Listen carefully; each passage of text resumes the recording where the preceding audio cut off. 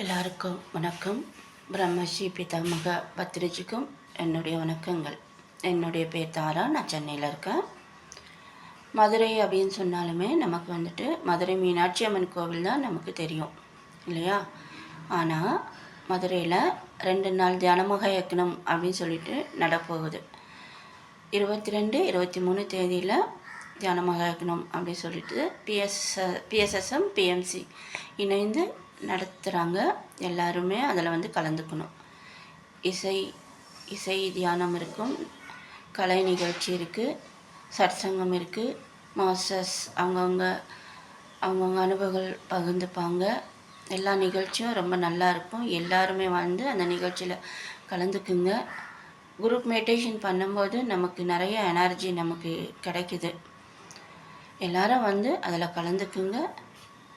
எல்லாருமே நம்ம அங்கே சந்திப்போம். மிக்க நன்றி.